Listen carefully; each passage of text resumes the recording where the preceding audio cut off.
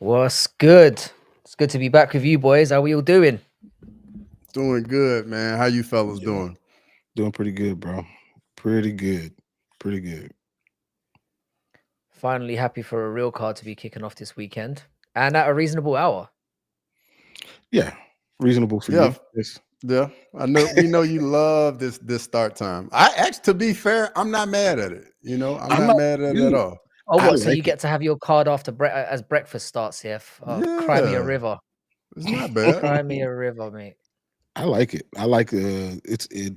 I was saying on I don't even remember what it was, but um it's like college football. Like you get to Mm-hmm. watch something and then you actually have your Saturday. Yep. So I can't be I'll mad at say it that. again. You lot are scum. Just absolute scum fans. Terrible, terrible MMA fans. You don't understand the pain. We are. And the thing is, yeah, this is a bonus for me because I did not realize that the card was on early. I just thought it was another. I forgot that it was in Saudi Arabia Hmm. Mm-hmm. until I looked down the card and I was like, yeah, it's definitely a Saudi Arabia card. Mm-hmm. You know how that goes. This is actually slightly, well, not even slightly. It is way better than was it 312? Oh yeah, for sure.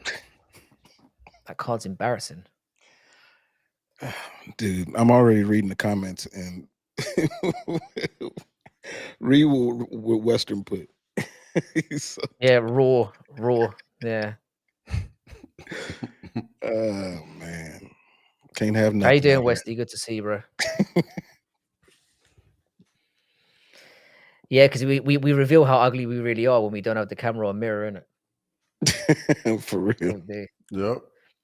Or it goes the other way around. Anyway, it's good to see you, boys. We'll start with the we are expecting one more guest to turn up, but before we do, I guess we'll get started on the first fight of the card, or the first fight on the main card, because I don't really give a shit about the rest of it. This is quite an intriguing one for a number of reasons. Let me see if I can find the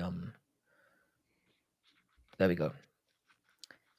So we've got Mike Davis versus Fares Ziam. Who wants to take this one first? I can talk about that one first. And it's really going to be talking about only one person, and it's Mike Davis. Dude, like, I mean, Frankie knows, like, I'm a really big Mike Davis fan. He super impressed me during the pandemic when he fought Gifford, and he basically beat the dog shit out of that dude, and that dude wouldn't go away. And he just showed like different levels to his game that I just didn't see before. And so ever since then, I know he's had some injuries and a lot of things to overcome. I know the skills are there for him to actually do something of importance in this division, but he's got to put it all together. And I really do feel like this is where it's going to start. I think ZM's coming. Is he have a 4-fight win streak or something like that? I don't know what he. Yeah. So I mean, it's a good person to get started. Turning the corner and making an actual statement in the division with. So I'm excited about this fight, but it really is primarily about Mike Davis. What do you reckon, Cross? Man, I'm right there with you. So, Zim's coming off that brutal knee KO over Frivola at UFC Paris. That was just brutal. That's true. But, dude's definitely going to have a reach advantage, long rangey striker. But, man, Davis is just well rounded. I think he's just going to use that grappling in this fight, man, to just control ZM, beat him up on the ground, and just go from there. Like, I'm fully with you on this one, Jax, with Mike Davis. Cool. Yeah. I mean, I think this is going to be a clean sweep, but I don't think it's going to be. I'm very high on Mike Davis as well. I think he's incredible. But I've always been a big like Ziam doubter, and he's fucked me over every single time. I think I've bet against him like 4 times in a row, and every time I've been wrong. Obviously, after he lost to Terrence McKinney, and you guys know how I feel about that guy. He's Oh awful. man, yeah. But then he goes and fights. You could argue like increasingly good competition after that, and he continues to look really, really good. I do think I'm with you guys though. I think Davis is much better than anyone else he's fought so far. Very well rounded. There is of course, the scary notion that Davis obviously hasn't been as active as he could have been over the last few years, which you know could be a problem. But I think the guy is so underrated, so skilled, and most casuals don't really know how good this guy is, including ourselves. So I think he's going to do really well here. I think it's going to be closer than probably people expect. I can see it going to a decision. And I think Mike Davis will just see it out by being that little bit more technical. But I think it's going to be a tough fight for him. But I'm going with Mike Davis as well. So we've got our first clean sweep. That might be the first one. That might be the first one of 2025 right there. Might be the first one. It might be the last one of the night as well. Might be. Hey, before we jump into the next one, dude, I got a question for y'all, and it's about Terrence McKinney. You just brought him up. I know he just recently had a kid, right? And he put pictures out there. Yeah. He put pictures out there of him cutting the umbilical cord. Did you see a crossover? Nah, I haven't seen that, dog. Does anyone have a picture of his wife? I need to confirm something. He didn't show that, but he did show what was inside of his wife, and that's the umbilical cord. So my question is, like, knowing that if you were in his place, he's an athlete that has a bit of a following, people know him whether good or bad, would you be posting those type of pictures on social media? I didn't think that's the direction you were going in. This is a surprising question. I thought you were going to go with something else. I'm curious. I mean, I don't think I would post the umbilical cord. I probably would do, I don't know, something like maybe like me holding like my kid or something like that. But nah, I don't think it would be like in the delivery room at all. It was in there, like still ain't been cleaned or nothing, just raw. I'd like to think that I wouldn't do that, but as well, being a father yourself, like the emotions can overcome you, especially if I assume it's his first child, right? Yeah, I think so. Yeah, I imagine he probably was just kind of. I'm not saying the first one's the most special because it wasn't the same in my case, but it's like you definitely. I hope so. I hope my kids ain't listening. Shots fired.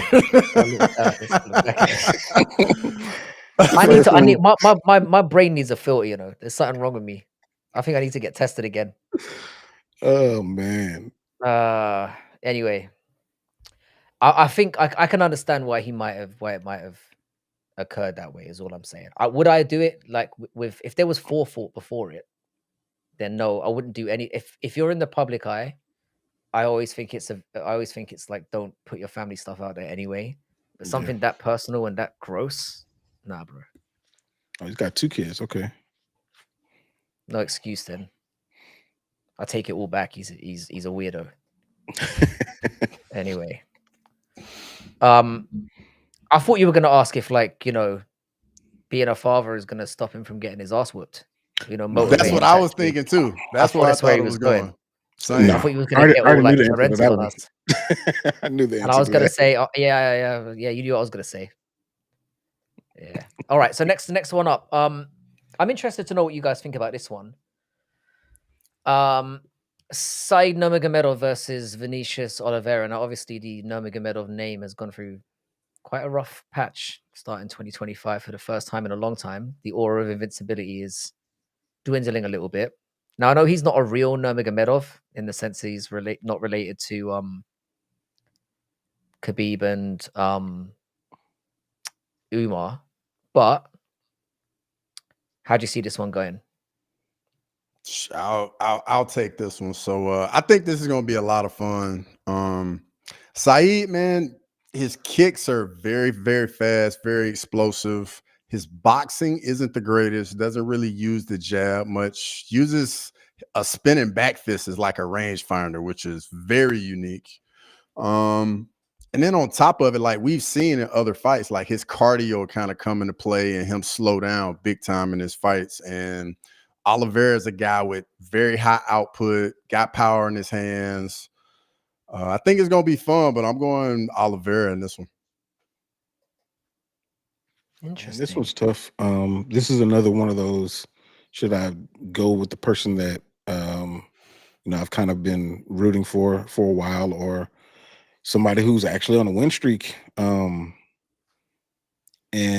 I mean, as far as like Saeed, you kind of pointed out the technical part of it as far as his striking. But he has a kind of a he's part of the Nurmagomedov side that's exciting, that's not grapple heavy, that Mhm. you will possibly see a destructive finish instead of being ground and pound or something like that.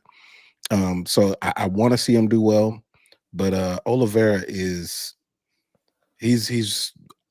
unsung. I would say he's very underrated. On a 4-fight win streak. Um, I'm gonna go with Saeed, but I have reservations. I'm not sold on that pick. But I'm gonna go with Saeed on that one.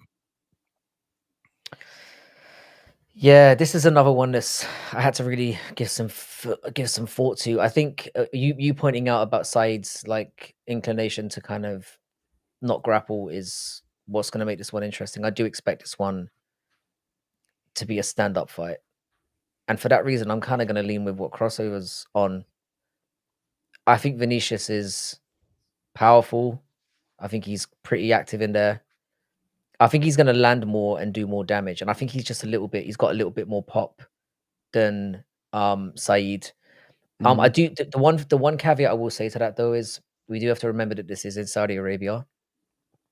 So I feel like and obviously he might not be one of the Nurmagomedovs, but he has the name. There is that concern that I feel like for Vinicius to win, clearly he's probably going to have to make it undeniable, in my opinion. I mean, in that region, you know, he's likely to get the benefit of the doubt. Let's put it that way. So instead of doing what I usually do and say, "Oh well, I think Vinicius is going to win the fight, but I think he's going to get robbed." I'm just going to say Vinicius is going to win the fight, but I'm just going to leave that dangling there because I think there's a very strong possibility that that could come into play. Hopefully, with what happened in the first fight the last time they were over there, they'll do a better job about it this time and be on top of things. Yeah, Hopefully. you'd hope so. I mean, there is the element as well that it feels like like the element of when it rains, it pours. It feels like we've obviously had Umar losing, we've had Usman having a lot of people, which we'll talk about a little bit later. The whole situation with him and Paul Hughes, so it feels like it could be, you know, a case of an avalanche of just bad juju towards the Nurmagomedovs, who have obviously dominated for quite some time. All right, so we're a little bit split on that one. Who's next? Oh yeah, this is a good one as well. We've got Sergey Pavlovich against Jairzinho Rosenstruik. Quite a strange one in that who knew we would be talking about this one as potentially even happening, considering where these two men were 18 months ago. hmm So, what do you boys reckon? Where do you see this one going? Um, when I was talking, I did a live a little bit earlier, and towards the beginning of it, I was talking about the fact that I was confused on why this isn't getting a little bit more publicity than it is currently, considering where they sit in the division. And of course, I know what's happened to them. Sergey had his opportunity and got knocked out, lost against Volkov after that, and he's kind of fell down and in the graces of the title gods, I would say. But I still feel like he's unbelievably powerful, and he can put anybody's lights out. He has a crazy reach, and Jairzinho's not going to take him down. So if we're going to be standing and all it takes is one, I'm going to lean towards Pavlovich because I feel like his one is a little bit stronger than Jairzinho's, even though Jairzinho is way more technical. I just feel like Sergey's power is gonna rule the day on Saturday. For me in this one, just like you said, Jack, Sergey's on a little bit of a skid with the Aspinall fight and then the Volkov fight. But in those fights, in those matchups, he was fighting other guys that had similar type of reaches as him Whereas in this fight, he's going to have a 6-inch reach advantage against Rosenstrike. And Rosenstrike's been on a little bit of a roll, been doing well. But if we look at his track record when he's fought power punchers, they always seem to have his number. They just always clip him at some point and get him out of there. And then on top of it, the 6-inch reach difference. At some point, Pavlovich is going to land something because, I mean, these guys are heavyweights. Jairzinho moves decently well, but these guys are definitely going to hit one another. And like you said, Pavlovich just got nukes in those hands, man. He catch you clean, and that's it. So I'm going with Pav too.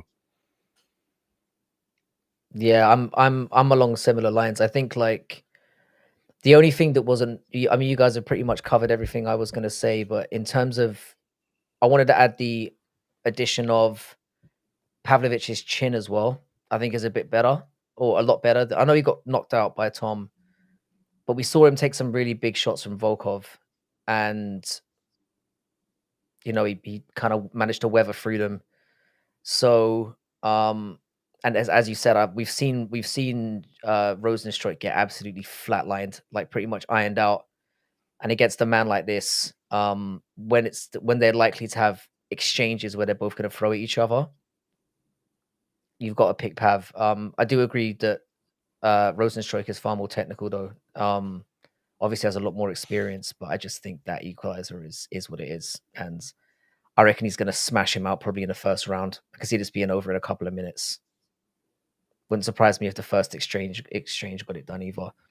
And I think at minus 300, that's pretty decent odds as well. Yeah. I think a lot of people are going to be sticking him on. All right, so onto the co-main. This one could be a little bit divisive as well.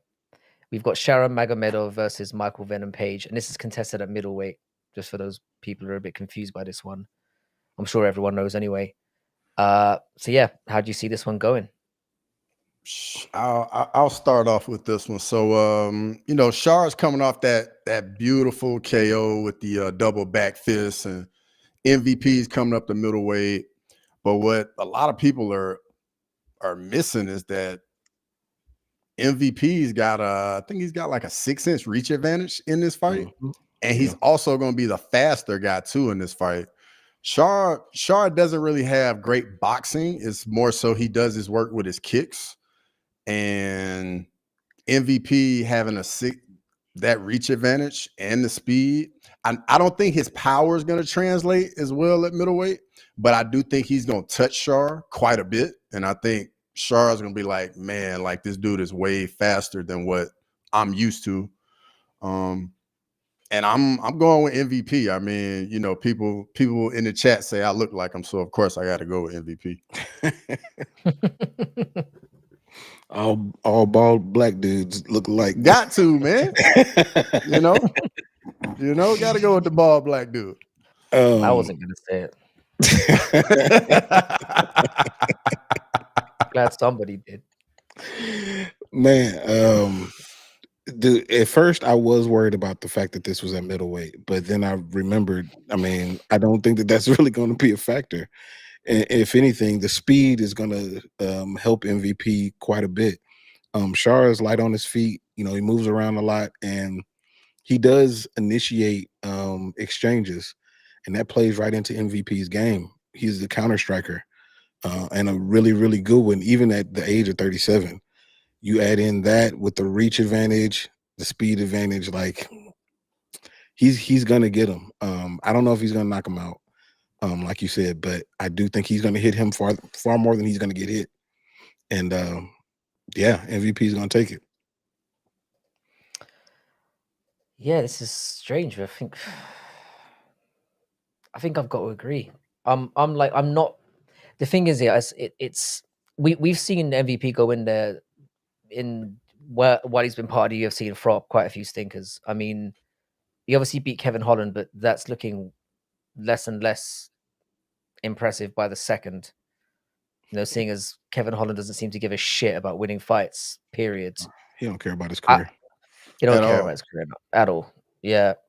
And obviously I actually felt like he beat Gary, which again looks even having a close fight with that guy looks good considering how good he was against Shavkat. I'm not convinced by Shower, I think, is the main reason why I'm leaning in MVP's direction. The thing that scares me about MVP is, again, he kind of needs his opponent to step up in order for him to be good. You know, he kind of fights at the level that his opponent's at. Or he's very like Leon Edwards in that way. Which is why I think this is a really good opponent for him, because I think Shower's going to bring it, and I think that might be an issue. I think Shower will force the pace. He'll try and attack more, and I think that will force MVP to be more active as well. Because that's one problem you get with MVP quite a lot of the time, where he doesn't throw enough and he can be a bit inactive and a bit sort of a passenger, waiting for stuff to happen. But I think Shower will force the action.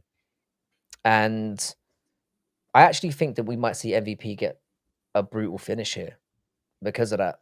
I think it could be one where not only do we get the Shower train like firmly derailed, but we also get that's what this whole thing about MVP was about, which we haven't really got to see yet.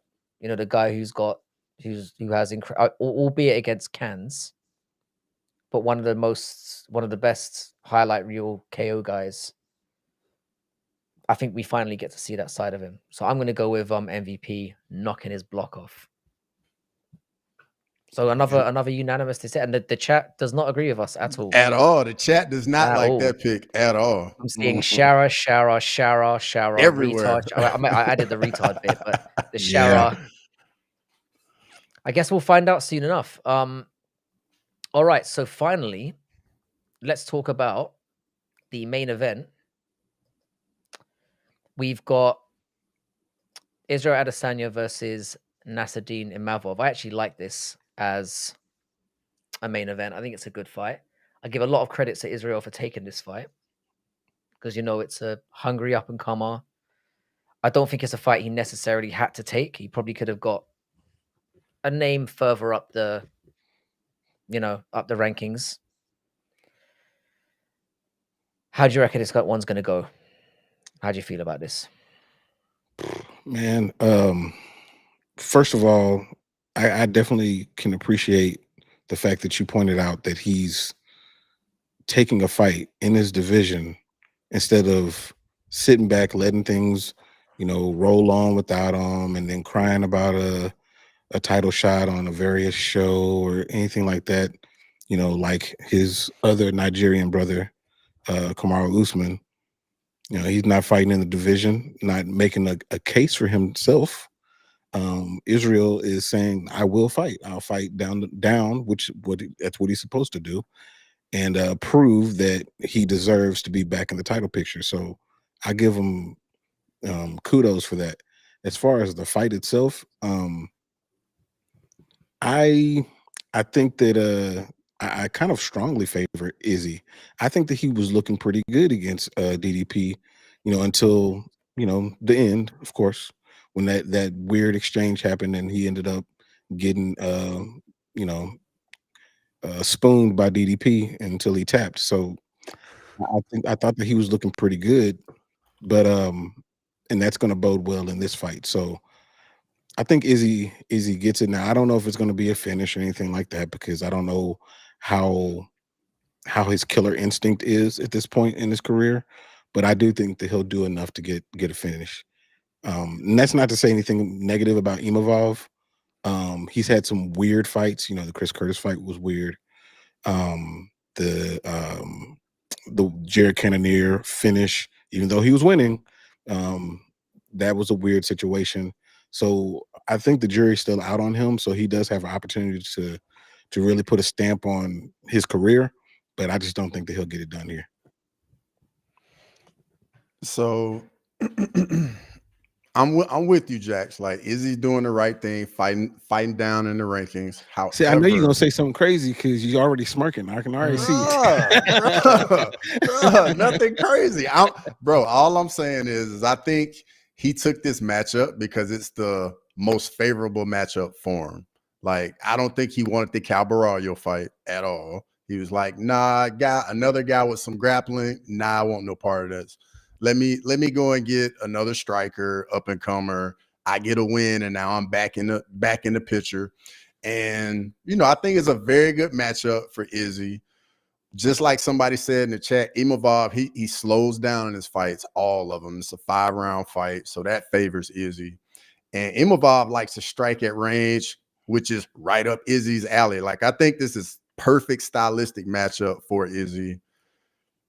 I'm with Frankie. I'm not a big Izzy fan, but I just think the matchup is just tailor-made for him, and I'm going with Israel Adesanya as well. Yeah, it's another clean sweep here, boys. I've got to say, we know that I'm not the biggest Izzy fan. In fact, I fucking hate the prick. Put it that way. But I'm gonna echo what Jack said. I thought he looked incredible against Dricus until maybe the best he's looked in a long time, which kind of illustrates just how good Dricus is. So from Izzy's side, I don't see any decline with him. I do like like Imavov's looked really good lately, but can we realistically pick anyone who once lost to Phil Hawes He to did, beat dude. Adesanya? Jake Gerber, he posted that on Twitter, and I was like, man, I totally forgot about that. Totally forgot. Yeah, that has not aged very well, to say the least. A lot of people are talking about Imavov's ability to potentially wrestle if he needs to, but again, bringing up the gas tank is very important here. His gas tank does dwindle in 5-rounders. I also think that Izzy's ability to scramble is very underrated as well. Like, he's not that easy to take down. Like, he's quite, he's proven in the past that, all right, he's not going to offensively wrestle anyone, but he's shown that he can get himself out of those situations. And I think if Imavov tries to play that game with him, he's going to gas quickly. And I don't think he will. I think he'll stand. I think he'll stand with him. I think he'll try and approach Izzy in the same way that Sean Strickland did, and try and put the pressure on, be on the front foot, and use his boxing to kind of deal with Izzy generally. And I think that Izzy's going to be a little bit too slick for him. And again, I see this going to a decision, and I just see it maybe, Israel Adesanya just touching him more in each round. And I think just getting a kind of clear, unanimous decision win. That's kind of how I see this going, and getting himself back on track. But I like the fact that you talked about it being like because if you consider what other options there are for him, it is probably one of the better matchups he could have taken. It's the best matchup for him. Yeah, the best one. Yeah. That's true. So we have what, four clean sweeps out of that? Yeah. Or 2 or 3? That's Which very is unlike crazy for us. That's crazy. That's very unlike us. All right, so we're going to talk about some of the things that happened over the weekend. The first of which being the very last ever main event Bellator. Thank you, baby Jesus. They're finally dead. For real. I mean, PFL is still around stinking the place up, but they'll get their day soon enough. Now a lot of people were obviously discussing the fact that they felt that it was a bit of a robbery. I actually discussed this with No Chill the other day on Sunday when we did a very impromptu panel, which got very quickly out of control. If you guys haven't checked that out, then it was a mad one. We had Good Noodle on. We had Aaron Tats was on as well. Oh, Tats was on there. Okay. Tats was on. Yeah, he came on for like the last half an hour. And Giuliano came on as well. So it was a real fun one. But this is one of the things we talked about. It turned into like a blazing row where everyone was shouting at each other. So check it out. But I've since because No Chill had the opinion that that Usman clearly won the fight. And I argued against that a little bit, but I've since gone back and watched the fight. But before I state what my opinion is on it, I want to know what you guys thought. Did you feel that Paul Hughes was robbed against Usman Nurmagomedov? You can go ahead, crossover. Robbery? I wouldn't say a robbery. The fight was super close. Definitely when Usman got the point deducted, I was like, uh-oh, that's gonna swing the fight, like definitely one way or the other. Like, I was kind of back and forth. Whoever won, I'd be like, all right, I'm good with it. And then when the point deduction happened, I was like, uh-oh, we about to get some weird scorecards now. But I mean, I I don't know how you have robberies and really close fights, even though the point deduction definitely, even because I think the scorecards weren't even, they're still, it was like 40, Usman won like 4 rounds to 1 on like 2 of the judges' scorecards. And I was like, whoa, like I wasn't really expecting that. But the fight was so close and it was amazing. Really good fight. I loved it. But robbery, no, but that's just how it is in close fights, man. Like somebody's gonna be like, oh, this guy won, that guy won. But it was an amazing fight. Yeah, I didn't watch it in real time, but I watched it afterwards, and I didn't think it was a robbery. I mean, I didn't think it was a runaway victory by any means. I thought it was a very close fight, very similar to what we saw when Sean Strickland fought Dricus du Plessis the first time. Like, good fight, close fight, Dricus won. Like, and just because the fight is close, even if the rounds go all one person's way, but all of the rounds are close, it's close, but it's not a robbery. A robbery is, and we always refer to this, Kai Kara France against Amir Albazi. That was a robbery. This is not a robbery. It's just a close fight. And I think the right person walked away with the victory. But I do want to see it again. That's for sure.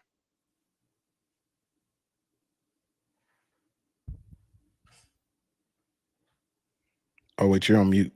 I think you're mute, Frankie. Yeah, that was one part for me that was a bit disgusting. You know, when Usman came out at the end and essentially was like, "Oh, it's going to take like 3 more fights for this guy to get back where he needs to be, and then we can talk about fighting again." I thought that was a pretty disgraceful thing to say, considering how close the fight was.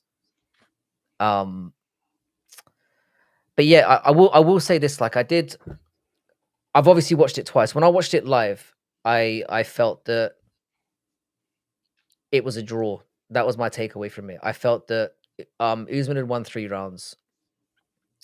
And that Hughes had won 2, and obviously the point deduction then leveled it out. However, I've gone back and watched it since, and one thing that did stand out to me, the fight wasn't as good watching it the second time around. I noticed that it wasn't as entertaining as it was live. Maybe it's because I knew what the result was, and I was more watching it from a technical standpoint, but it didn't seem that fun to me the second time round. I think what led me to feeling this way is I think Hughes definitely had the more. First of all, it was definitely not a robbery.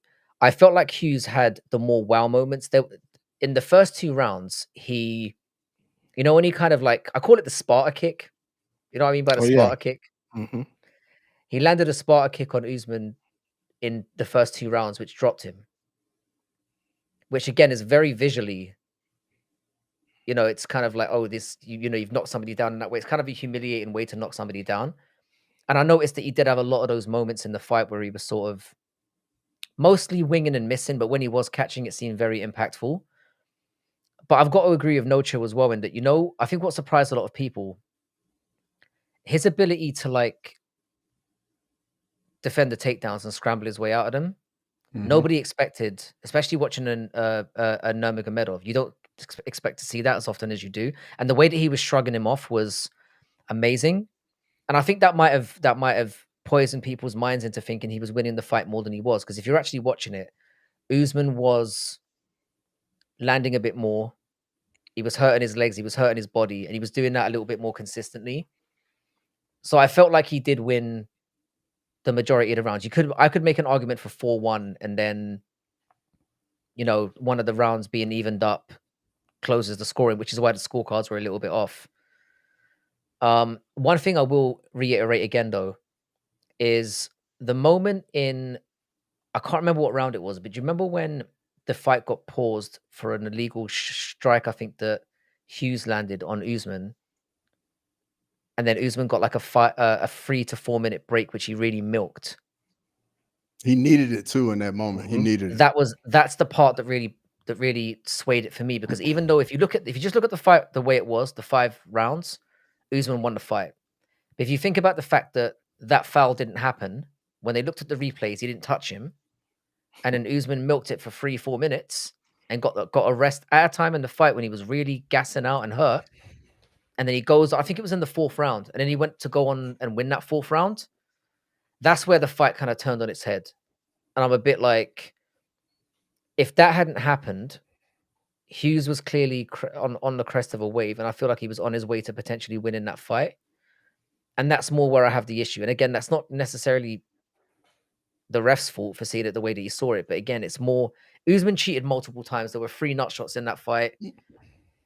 And again, the so-called incident that happened to him didn't happen. It was a ghost incident, and then he milked it to get back into the fight. So from that perspective, I feel like Paul Hughes was really hard done by it. And watching it in the moment, I think that's what swayed a lot of people, because it felt like, firstly, the fight was going his way, and also that the more impactful moments were his. But looking back at it,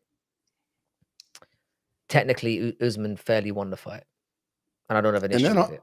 And then on top of it, you got to remember, like, whenever the Magomedovs, the Dagestanis, all the guys, whenever they're in a fight and they're not just dominant and they're in a competitive fight, we as the fans and everybody's like, oh, this is the time they lose. This is the time. Like that's a very real thing. Like being at 311, when Marat would get a takedown on Umar, the place would erupt, because we don't get to see these guys have to compete and look human. And when we actually see it, like, everybody's like, all right, this is when the big mighty guys finally go down. So that's a very real thing as well.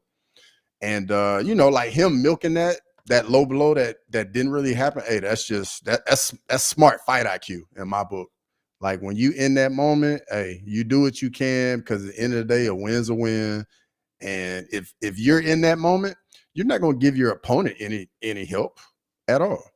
No. You know? Yeah, I'm not going to feel sorry for the Nurmagomedovs as well, getting those moments where, you know, where like you said, every action against them gets overhyped, because they've had such preferential treatment over the years that it's like, when they finally get, you know, a little bit coming back at them, I'm not going to cry foul for them, because they've milked that whole thing for years. And I think I think No Chill, like, speaking about it with No Chill, he was 100% right about that, in that things are over exaggerated when it's a Nurmagomedov, because again, we don't speak about that, or we don't get to see that. And you've obviously echoed that here as well.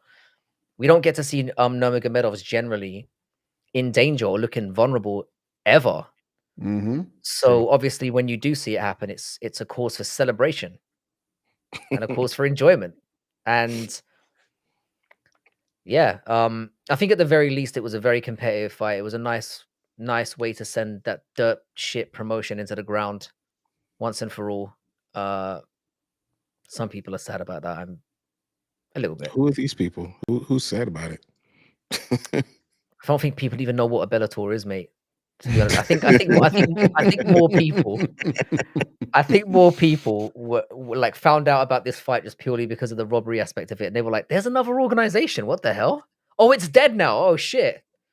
And it was like that. So sad, but hopefully PFL can get it together. We can get some more fight cards, man. Like, for real. Like, they got to figure something out, or start letting the fighters go. Let them come over to the UFC, and that way some of the fight nights get even better on this end.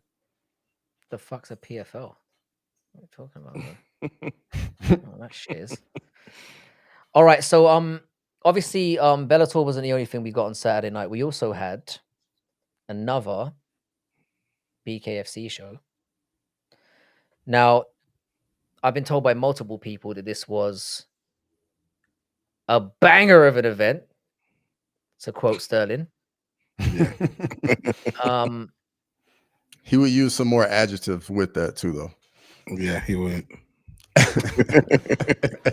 I'm not as qualified as Sterling to. I'm only an English professor, bro. I ain't got the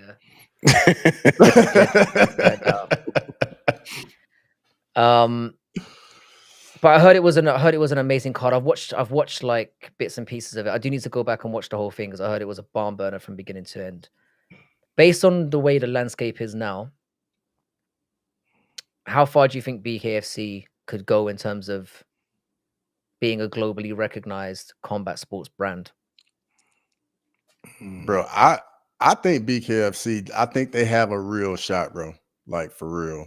Because you think about it, all the guys that the UFC releases, and if BKFC can keep putting on shows like this, where they just absolutely kill it. And I mean, they picked the perfect spot, perfect weekend, had the right people on the card in Philly, had a lot of guys from Philly on that card, like very smart play on their part.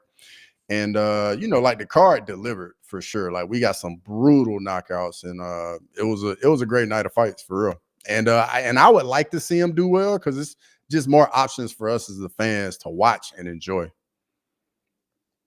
Yeah, no, I totally agree with that. I think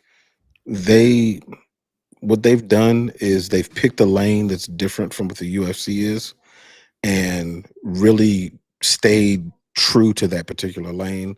And because it doesn't overlap with the UFC, I think that's one of the things that's in their benefit. Not to mention, they do a good job of promoting their events, getting recognizable names on their events, putting them in places that are significant, and putting them on weekends that aren't directly competing with pay-per-views. So, I mean, I think that because of their differences, that's what's going to make them successful. I think the sky's the limit for them, and that's a good investment for weird Connor. Yeah, it's just weird Conor now, isn't it? It's like Yeah. it's not just, oh, there's Conor McGregor again. It's like I mean, we can't keep our eyes off him one way or another, but Yeah. he's just that guy now, and he's just, And him yeah, I've being got there is going to bring more eyes one way or the other. oh yeah, Good or definitely. bad. It's going to get more eyes on BKFC for sure. Bro, definitely. Like I was just to give you an example, I was obviously at work today, and I was talking to some of my students. We obviously brought up UFC. I always try to provide an opportunity to talk about combat sports with anyone when I can, because I don't know anyone in real life who gives a shit about it. So I take any opportunity I can get. And I mean, some of these guys have just turned 18. And I asked them if they watch UFC, if they watch MMA. They said, yeah. And I said, like, who's your favorite fighter? And they all said Conor McGregor. It's like, these guys are 18. And it's like, I said, do you watch cards every weekend? They're like, no, we don't. But if we see that Conor McGregor's about, we're. So again, it goes to show. I think BKFC is already, that danger zone they were in where it could have all fallen apart. Yep. Where they needed something big to happen, or else they were going to go. I think they've already passed that. Threshold. I think they're on the way to being massive already. They've already got the spotlight on them, and it says, I can't remember exactly who said it in the chat, but it's that element of, not only have they got Conor McGregor, which is obviously big for them because whatever he does, he's going to get attention to it. It's action from beginning to end. They're standing and throwing fists. I mean, there's no. It doesn't get more primal than that. There's no times when you'll be tuning in. Like I said, we've seen this many times, boys, where we've tried to get somebody involved in the sport, and we said, "Watch this card; it's going to be amazing." And then you get two fucking Dagestanis scissoring on the ground. Yeah. You get called. You get called a you know what, and It's like those posts you see where it says, when I watch MMA alone, and then when I invite other people to watch it, and it's just grappling and there's nothing going on. It's bro, that is the most accurate post I've ever seen. It is. And they're making jokes about how you've got a grinder account, is all that, it's all just like, it's all peak. So BKFC does not have that problem. They will get in there and they'll throw. It at the very least, there's always going to be some level of brutality to it, just because they're throwing, unprotected hands at each other, and there's no grappling to worry about. I think they're on their way there. I think they're going to be huge. I reckon they will firmly, in the next 5 years, they'll be firmly. I mean, not that it means that much. Let's be honest, but they will firmly be number 2. You could make an argument that they might be number 2 already. Yeah, it'd be hard to push back on that. You see the PFL and formerly Bellator fighting to stay afloat, to stay relevant, whereas BKFC is thriving. It's just different, man.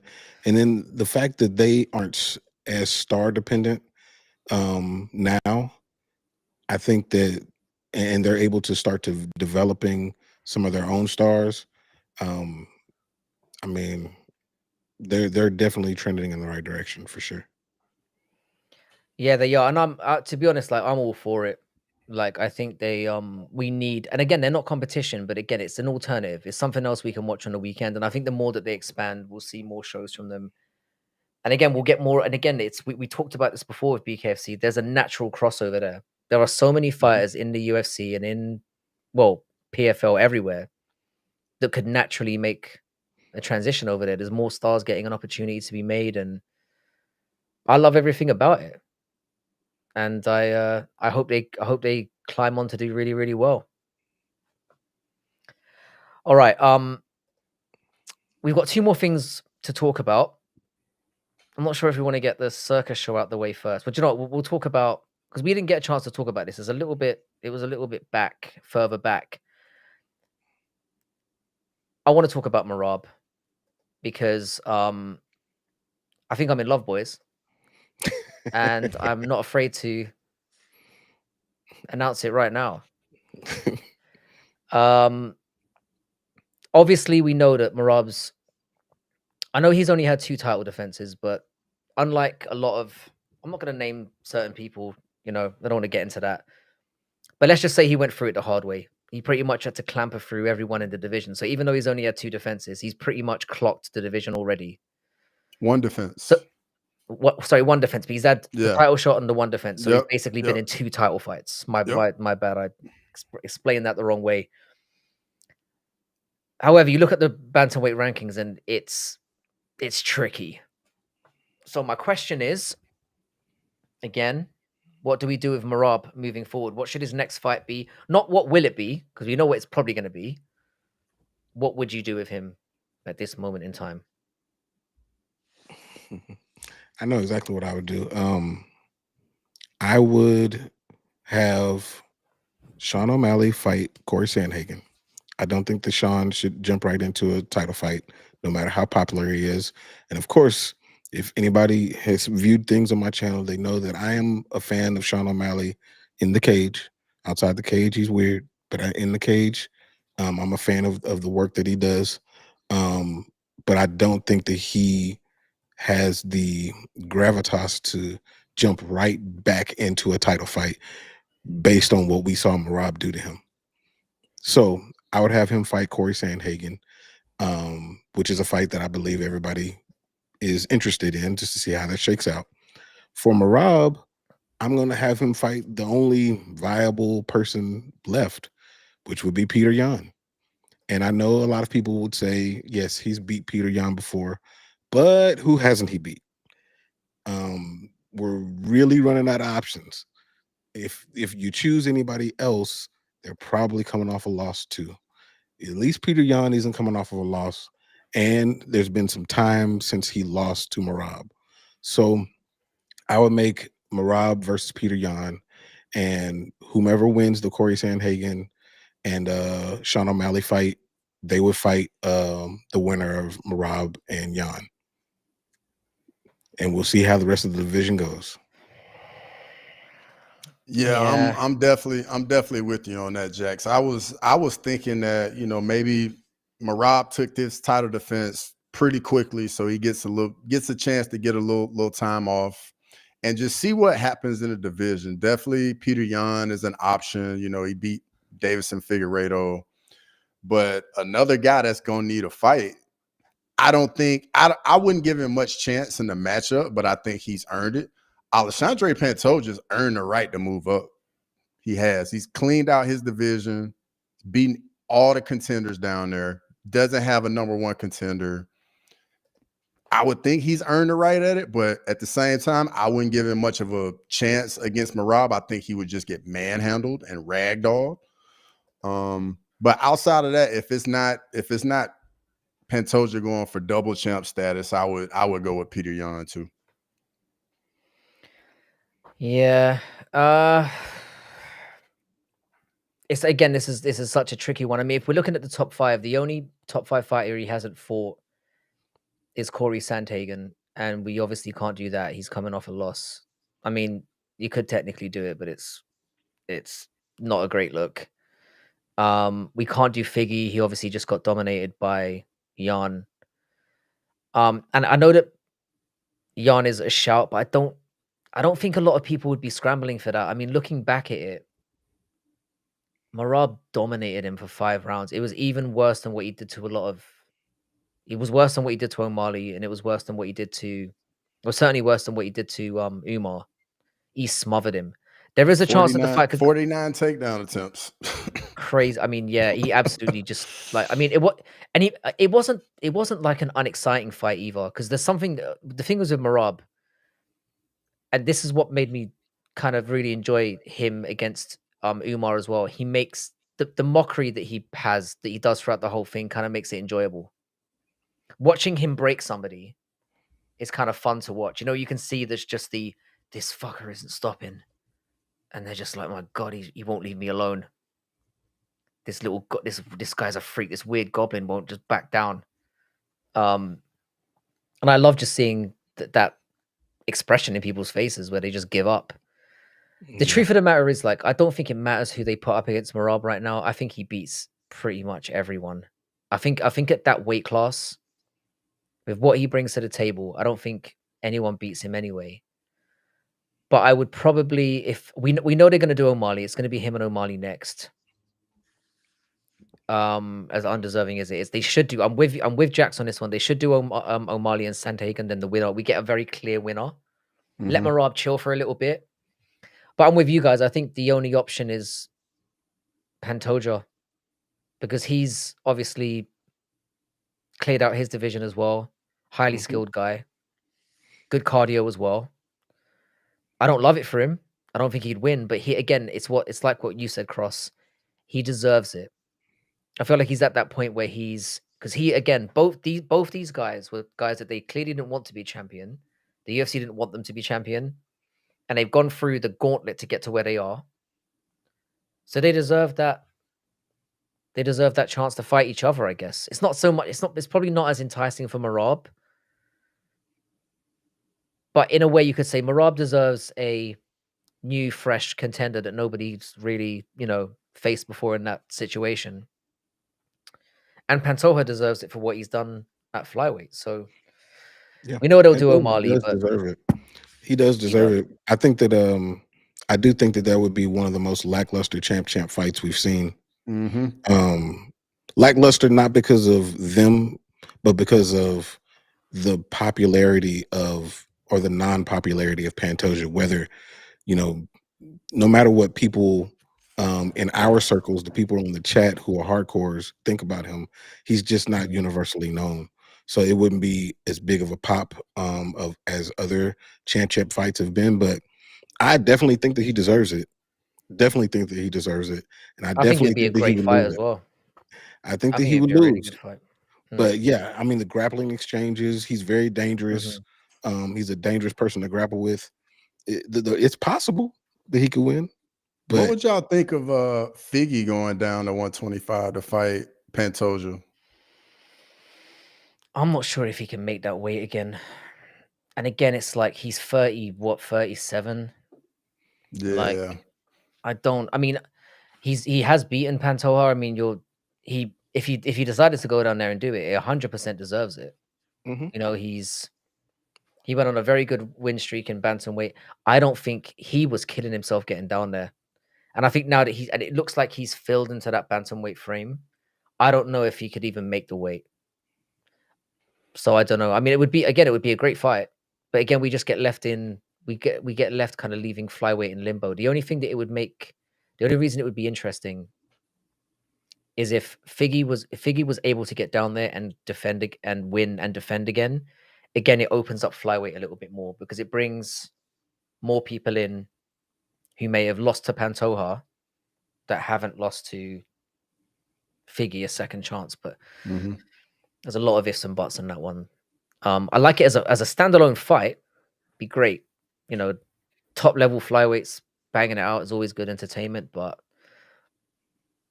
it's just a shame because I feel like both divisions are kind of in limbo right now in terms of the championship level. The rest of the division's fine.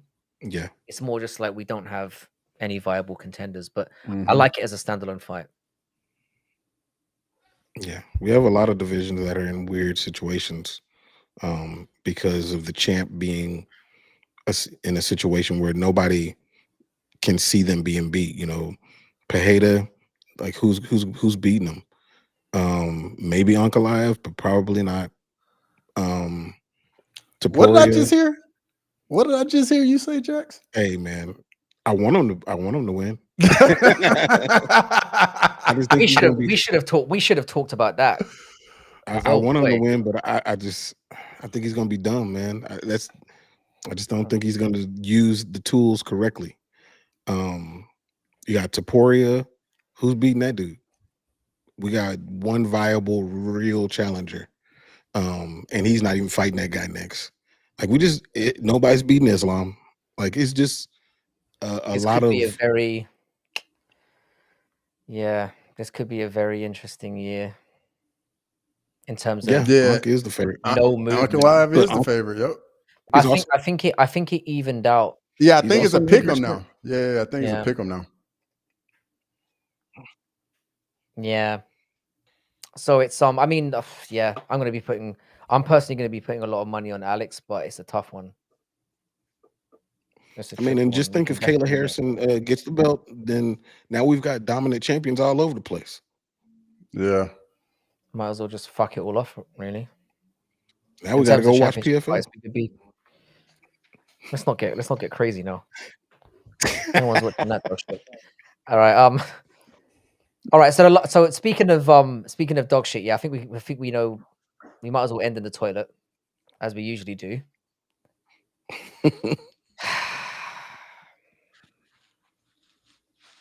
Speaking of cunts that I hate. Apparently these two clowns are fighting each other. Well, I say fighting. Apparently they're having a boxing match. I haven't heard like what the stipulations are going to be, what capacity is going to be in, if it's going to be a professional fight or I don't know, fucking idea. I'm shuddering to ask this, and I'm sorry for asking this, but first of all, what do you guys think about it? I mean, we know what you probably think about it, but how do you think it goes? I guess. Sorry. I think Jake's the better boxer. I'm not interested in it at all. I'm gonna be honest. Like this is literally like when they said these two were gonna be fighting each other, I was just thinking about like their mom telling them to stop fighting each other like in the kitchen or something like that. Like I can't take it serious because at the end of the day, like neither one of them want to seriously harm their brother. You know what I mean? Yeah. Yeah, what do you reckon, Jax? I mean, I agree. This is the ultimate gimmick fight. It makes no sense that they're even doing this. If they were to fight for real, like if it was a real fight, I mean, Jake destroys Logan. Logan's a way better athlete than Jake, but you know, there's athletes and there's boxers, and Jake is a boxer. And I think that if they do fight, then Jake will just carry him through the fight, you know, not hit him for real.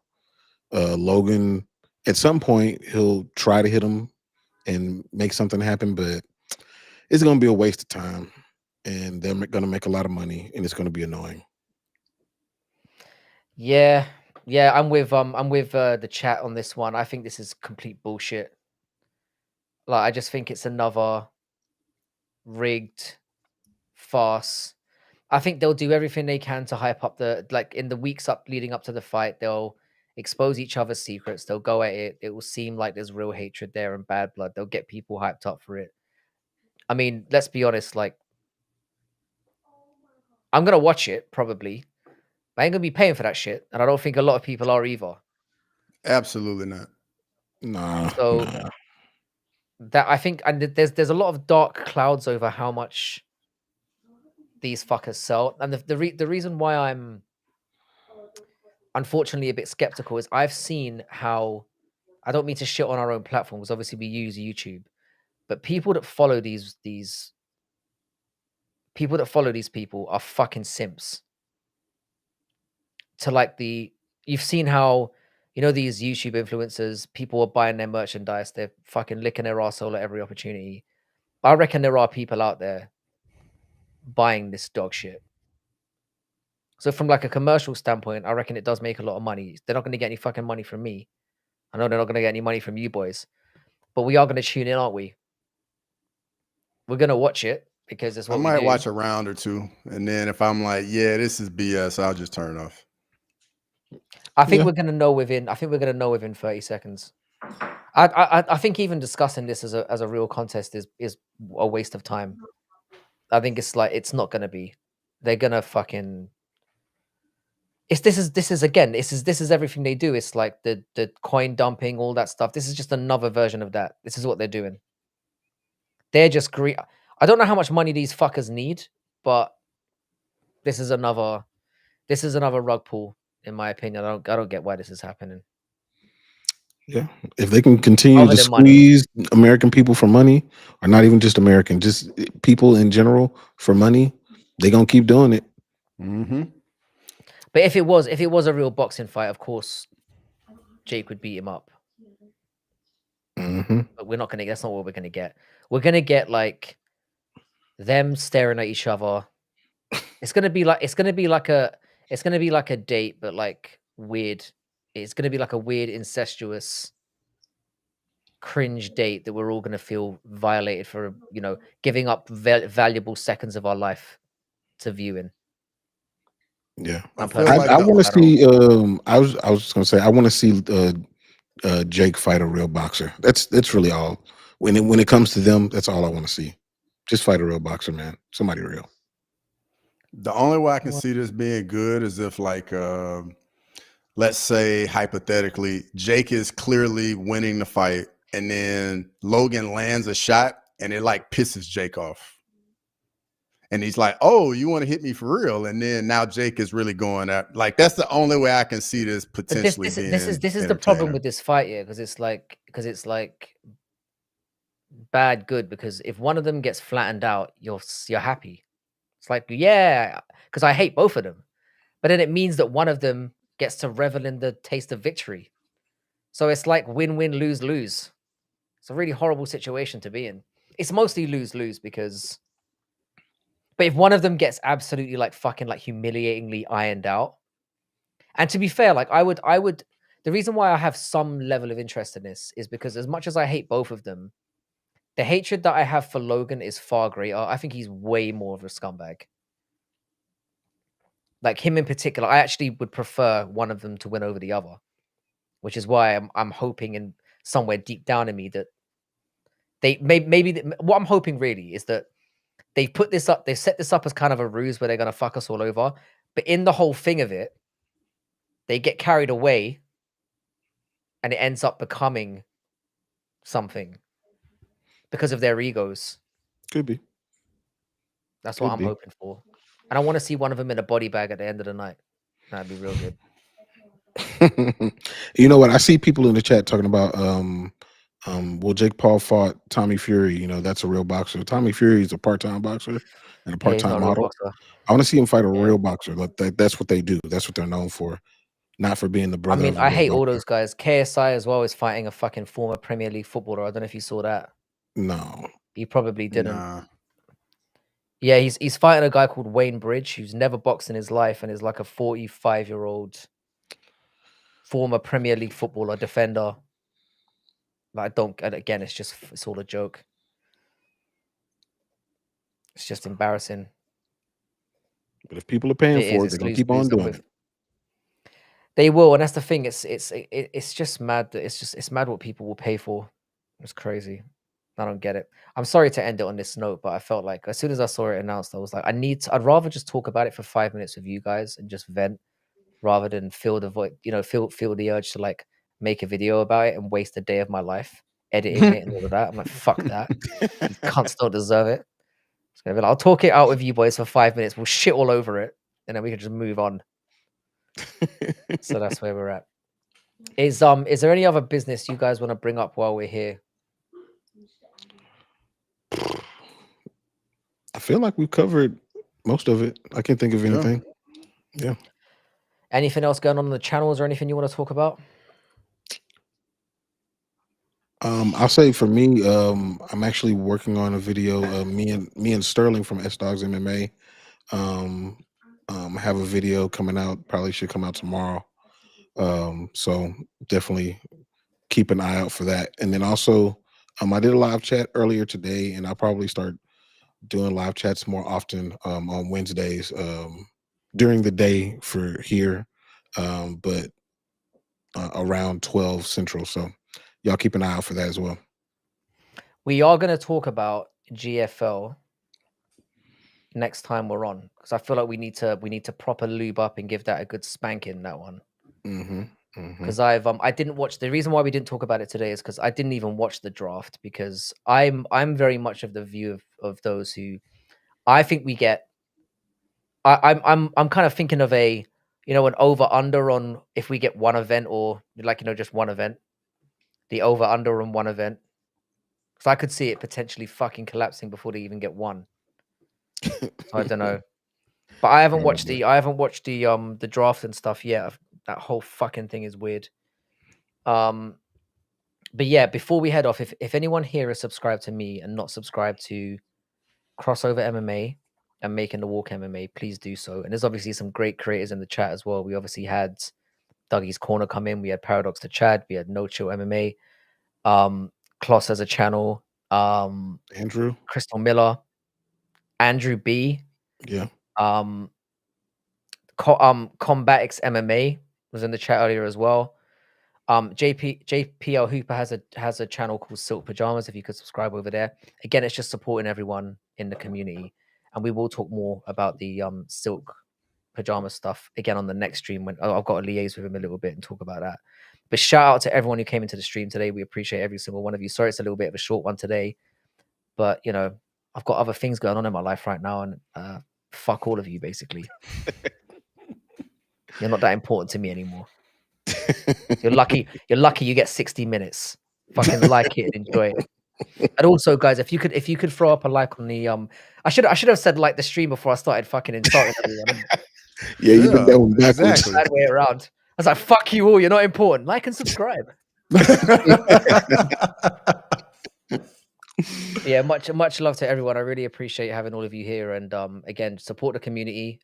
We will do there'll be some more videos coming out and stuff over the course of the next few days. There'll be more lives. May even do a fucking watch along for this one, seeing as I'll be pretty much rolling out of bed and this will be starting. So we'll see how it goes. But blessed to everyone in the chat, blessed to you guys, thanks for coming on. And yeah, I'll catch everyone later on in the week. We'll probably be on Friday. Later.